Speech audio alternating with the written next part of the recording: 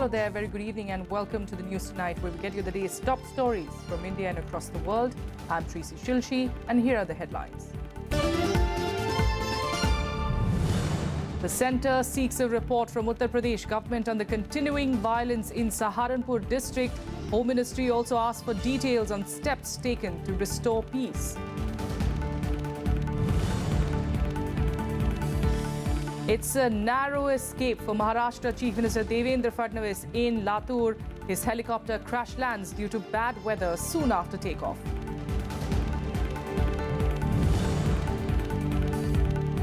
Prime Minister Narendra Modi underscores the need to provide affordable health care to the poor, urges Indian startups to manufacture medical equipment to reduce dependence on imports.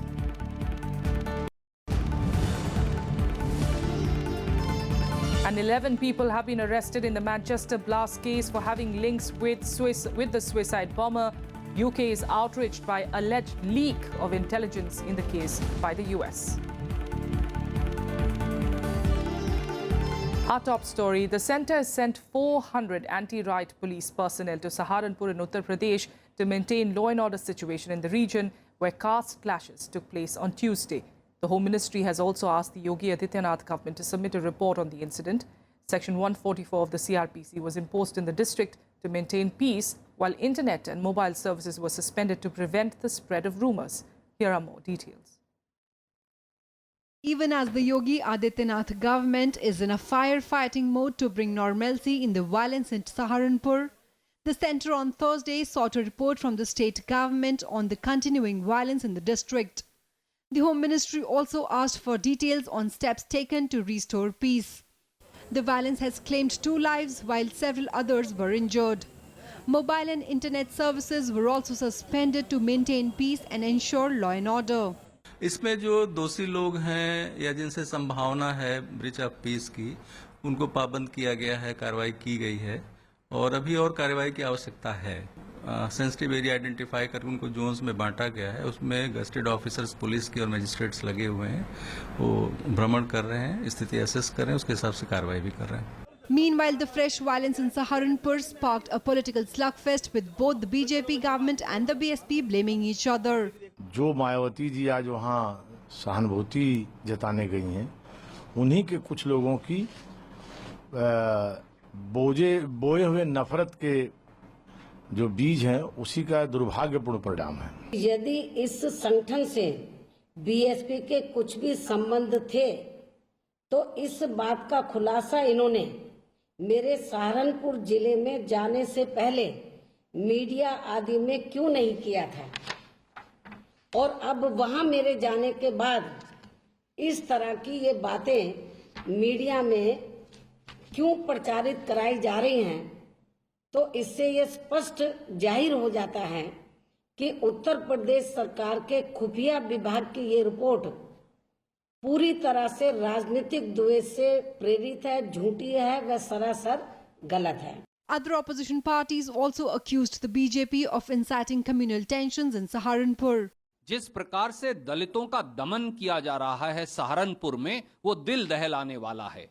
आजाद हिंदुस्तान में कभी इस प्रकार की दुर्घटना जो सहारनपुर में दलित भाइयों के साथ हुई, कभी ऐसी नहीं हुई, और ये सब सरकार के संरक्षण और उनकी मर्जी से हुआ। भय का माहौल उत्तर प्रदेश में समा गया है। महिलाओं की कोई सुरक्षा नहीं है। इतना बड़ा जनादेश लेकर जनता के प्रति इतनी बड़ी गैर जिम्मेदारी और केवल बयान, कोई एक्शन नहीं, तो जनता जवाब जरूर मांगेगी इस पर। That Rohit Memula has happened during this regime. Why it is that Pahlu Khan happens in this regime? Why it is that Saharanpur happens in this regime? The state government has not been acting against those who commit atrocities against Dalits. And after all, Mr. Yogi has taken oath in the name of Constitution. Earlier, the Saharanpur DM and SSP were suspended after they were unable to control the clashes between 2 communities in the area. The Divisional Commissioner and the DIG have been transferred out. Clashes occurred on Tuesday after BSP Supremo Mayawati's visit to Saharanpur. The state government also announced a compensation of 15 lakh rupees to the relatives of the people who were killed. Bureau Report, Rajya Sabha TV. In other news, Maharashtra Chief Minister Devendra Fadnavis had a narrow escape this afternoon after his chopper crash-landed in Latur, where the pilot tried to descend because of bad weather soon after takeoff. All the 6 people on board, including Fadnavis, escaped unhurt. The helicopter got entangled in overhead wires at Nilanga area, where the Chief Minister had gone to attend a program. The chopper suffered substantial damage in the crash, and some vehicles and shanties were also damaged. But soon after the incident, the Chief Minister posted a video saying that he and the others on the chopper were safe. The Aircraft Accident Investigation Bureau, which comes under the Civil Aviation Ministry, will investigate the mishap. माझ्या हेलिकॉप्टरच्या ॲक्सिडेंटची एक news ऐकली असेल, पण आपल्या सर्वांच्या कृपेनं महाराष्ट्राच्या 11 कोटी 20 लाख जनतेच्या आशीर्वादानं, आई भवानीच्या आशीर्वादानं, विठ्ठलाच्या आशीर्वादानं मी अतिशय कुठलीही मला इजा झालेली नाही, मला काही लागलेलं नाही, मी अतिशय ठीक आहे. जब हमने टेक ऑफ किया तो काफ़ी तेज़ हवा चल रही थी, और लेकिन ओवर हाइट पे आने के बाद जब हमने टेक ऑफ इनिशिएट किया तो हवा एकदम कम हो गई, और हवा कम होने की वजह से हेलीकॉप्टर नीचे आने लग गया. हमने और पावर लगाया, लेकिन बीच में हाई टेंशन केबल था, तो हाई टेंशन केबल अवॉइड करने के लिए हमने अपना लैंडिंग गियर भी ऊपर लिया, लेकिन तब तक हेलीकॉप्टर केबल को टच कर गया. Prime Minister Narendra Modi has expressed the centre's aim to spend 2.5% of the GDP in the health sector in the coming years. Speaking at an event organized by the Tata Memorial Centre, Modi said that around 6.5 lakh people die of cancer each year in the country, a number expected to double in the next 20 years. The Prime Minister also urged hospitals to work together for research and cure of the disease. Prime Minister Narendra Modi has once again stressed on the need to provide affordable healthcare to the poor. Launching a book to mark Tata Memorial Centre's 75 years of social service, the Prime Minister urged startups to manufacture medical equipment in the country to reduce dependence on imports. Currently, close to 70% of medical equipment are imported, often raising the cost of treatment. 6.5 lakh लोग cancer की बीमारी से मृत्यु के शरण हो जाते हैं. अगले 20 वर्षों में ये संख्या डबल हो जाएगी. सस्ते आधुनिक नए मेडिकल डिवाइस उस दिशा में हमारे देश में कैसे काम हो, स्टार्टअप्स कैसे आगे आए, उस पर भी हम बल देना चाहते हैं. और इसलिए नई हेल्थ पॉलिसी की तरह सरकार मेडिकल डिवाइस भारत में ही निर्माण को प्रोत्साहन देने की दिशा में बहुत कदम उठा रही है. The Prime Minister also talked about the national health policy, which aims to ensure affordable health cover to the needy. जब हमारी सरकार बनी तो उस समय कैंसर के 36 सेंटर्स कैंसर ग्रिड के साथ जुड़े हुए थे. आज 3 साल के बाद मैं संतोष के साथ कहता हूं कि इतने कम समय में ये संख्या 3 गुना करके 108 कैंसर सेंटर को इस ग्रिड के साथ जोड़ चुके हैं. गरीब से गरीब व्यक्ति को सस्ते से सस्ता इलाज मिले और अच्छे से अच्छी सुविधाओं के साथ मिले. इसी लक्ष्य को ध्यान में रखते हुए 15 वर्षों के बाद इस सरकार ने एक नए नेशनल हेल्थ पॉलिसी बनाई है. Pointing out that cancer was one of the biggest challenges of our times, Prime Minister Modi also lauded Tata Memorial Hospital's contribution towards curing cancer. He said it was vital to create a common platform for patients to get affordable treatment and called on hospitals to work together for researching and treating the disease. Bureau Report, Rajya Sabha TV. The Supreme Court on Thursday refused to give an urgent hearing to a plea seeking cancellation of the National Eligibility Cum Entrance Test or NEET held on the 7th of May. The Apex Court said that the Madras High Court is hearing the matter and had already stayed the publication of the NEET results. The petition filed by an NGO contended that the NEET exam was not conducted uniformly and that there should be a retest. The NGO also sought a direction for the CBI probe into the entire matter. NEET exam was conducted on the 7th of May for admission to MBBS and BDS courses for the academic year of 2017 across the country. The Supreme Court will hear the plea next week. After a verdict of the court in Islamabad, Indian citizen Uzma was brought back to India today.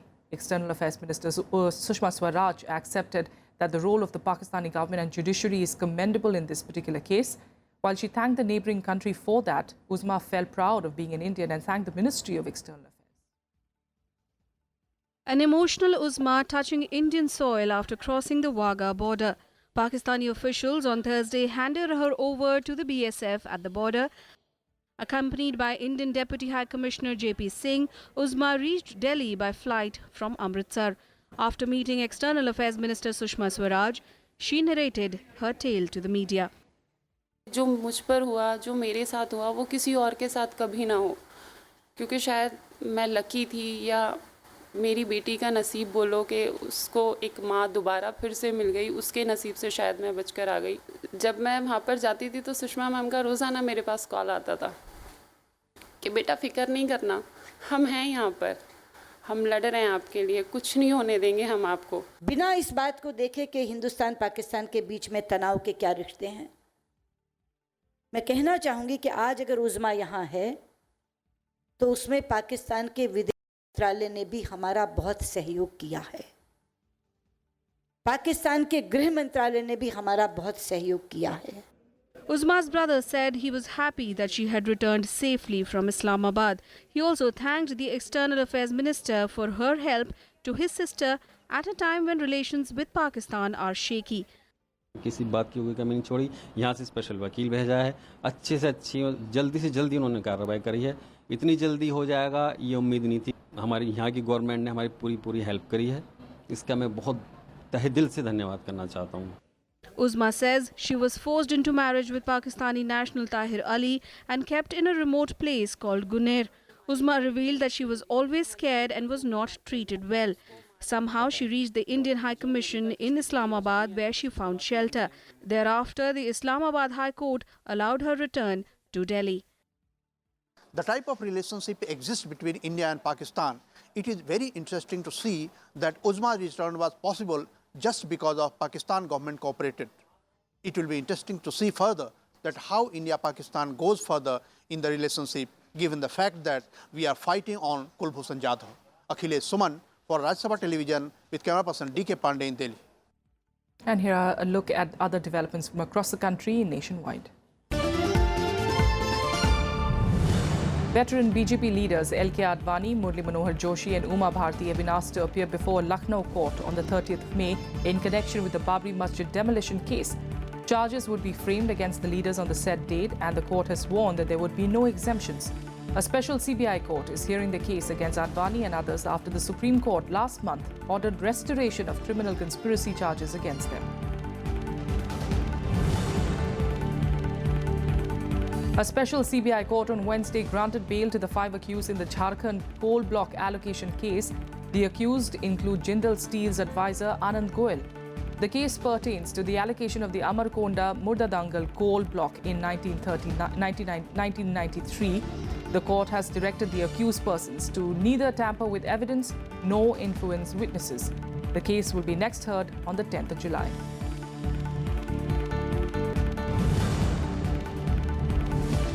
The Enforcement Directorate has conducted searches at around 10 locations in Delhi and Haryana in connection with the alleged irregularities in land acquisition in Gurugram's Manesar region. The farmers and landowners were cheated to the tune of 1,500 crore rupees. Former Haryana Chief Minister Bhupinder Singh Hooda was also named as an accused in an FIR registered by the probe agency in September last year under the Prevention of Money Laundering Act.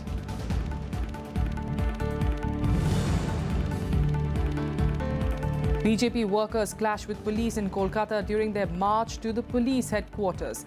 The protesters were demanding the arrest of corrupt TMC leaders, which prompted the force to use tear gas.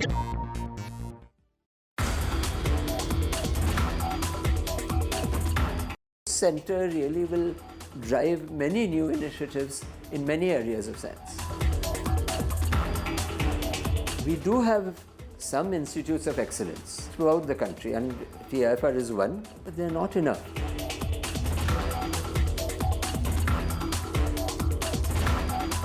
I think the laboratory approach is essential in order to promote the idea of tinkering. Watch Eureka with Professor Mustansir Verma, Emeritus Professor at TCIS TIFR Hyderabad, only on Rajya Sabha television.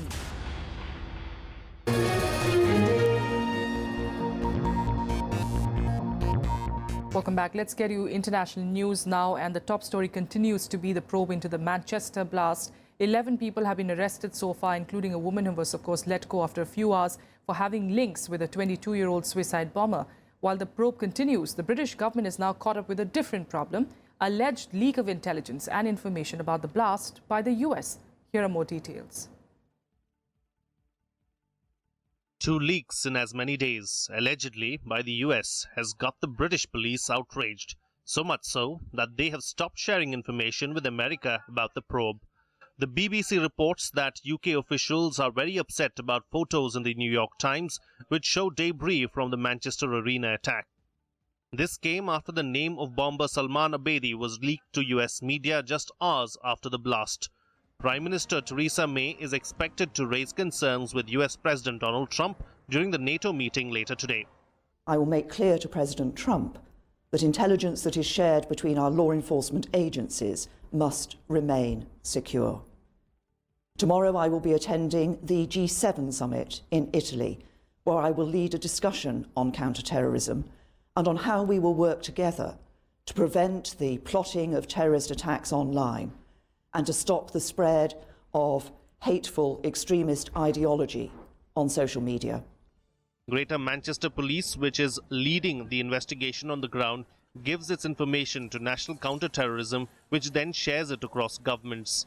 Speaking to the media about the latest on the probe, the police chief claimed that the suicide bomber was definitely part of a network. I think it's very clear that this is a network that we are investigating, and as I've said, it continues at a pace. There's extensive investigations going on and activity taking place across Greater Manchester as we speak. 8 men and 1 woman have been arrested in the UK since Monday night, including Abedi's older brother Ismail.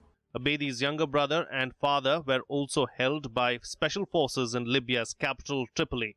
Bureau Report, Rajya Sabha Television. Well, the Manchester attack is set to be the highlight of the talks when NATO leaders meet in Brussels later this evening to address the alliance's role in fighting against terrorism and fairer burden sharing with the member countries. Ahead of the meeting, NATO Secretary-General Jens Stoltenberg condemned the attack in Manchester, saying that the countering terrorism requires a coordinated response. NATO leaders are also expected to take decisions to increase the alliance's support to the global coalition to defeat the ISIS. Security has been tightened in Belgium capital Brussels, which will host the NATO leaders, including US President Donald Trump, who has earlier called the alliance obsolete. I welcome yesterday's US budget proposal to significantly further increase the US presence in Europe with more troops, infrastructure and exercises. I welcome this strong sign of US continued commitment to NATO and to European security. NATO is adapting to deter any possible aggression and preserve the peace. At the same time, we have delivered on our commitment to dialogue with Russia, with 4 meetings of the NATO-Russia Council in the last year. So we are delivering on both tracks of defense and dialogue. China has raised strong objections to the US sending a warship near an artificial island in the disputed South China Sea. The Chinese government has termed the act provocative action, one that violates its sovereignty. The guided missile destroyer USS Dewey conducted a patrol within 20 kilometers of the Mischief Reef, which is part of the Spratly Islands that are claimed by several countries, including China. The US says that the patrol was not about any one country or any one body of water and was conducted in accordance with international law. China, however, says that the US warship had entered the South China Sea without permission. China claims almost all of the South China Sea, but Taiwan, the Philippines, Brunei, Malaysia and Vietnam have rival claims over the region. 美方军舰有关行为损害了中国的主权和安全利益，极易引发海空意外事件。中方对此表示强烈不满和坚决反对。中国对南沙群岛及其附近海域拥有无可争辩的主权。我们一向尊重和维护各国依据国际法在南海享有的航行和飞越自由，但是我们坚决反对任何国家以航行和飞越自由为名损害中国的主权和安全利益。And here are some more international news updates in Global Buzz. Indonesia's anti-terrorism unit raided the home of a suspected suicide bomber on Thursday. 3 police officers were killed in 2 blasts that took place in Jakarta on Wednesday that the authorities believe is linked to the Islamic State group. 6 police officers and 6 civilians were also wounded in the twin blasts that were detonated 5 minutes apart by 2 suspected attackers. The attack was the deadliest in Indonesia since January 2016.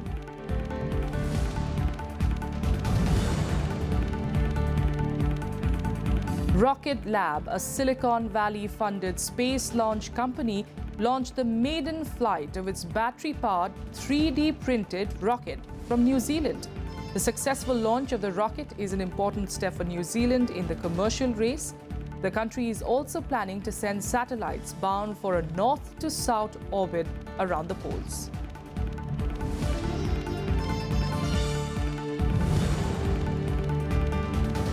China said on Thursday that the World Health Organization has justified the exclusion of Taiwan from the ongoing 70th World Health Assembly. China said that the international community recognizes the One China principle according to the UN Security Council resolution and the WHA resolution.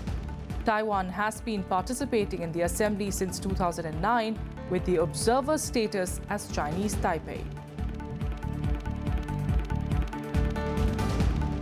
And finally, let's get you all the updates from the world of sports in SportsBeat. The Indian cricket team reached England for the ICC Champions Trophy, which begins from the 1st of June. Yuvraj Singh, Rohit Sharma and Mohammad Shami have returned to the side, which will be led by Virat Kohli. India, who are the defending champions, will play 2 practice matches before their opening encounter against arch-rivals Pakistan on the 4th of June.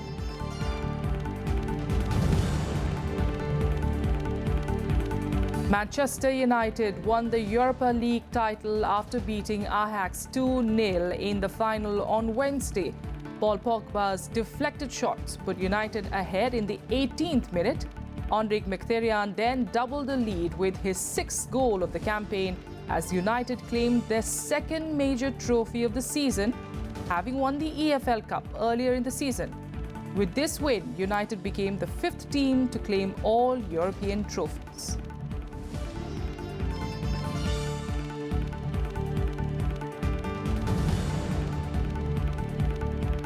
Spain's Supreme Court confirmed a 21-month jail sentence and $2.25 million fine imposed on Argentinian footballer Lionel Messi for tax fraud. Messi, however, is unlikely to go to prison as prison terms of under 2 years can be served under probation in Spain. Messi and his father, Jorge, who manages his finances, were both convicted in 2016 of defrauding Spain of $4.6 million in taxes.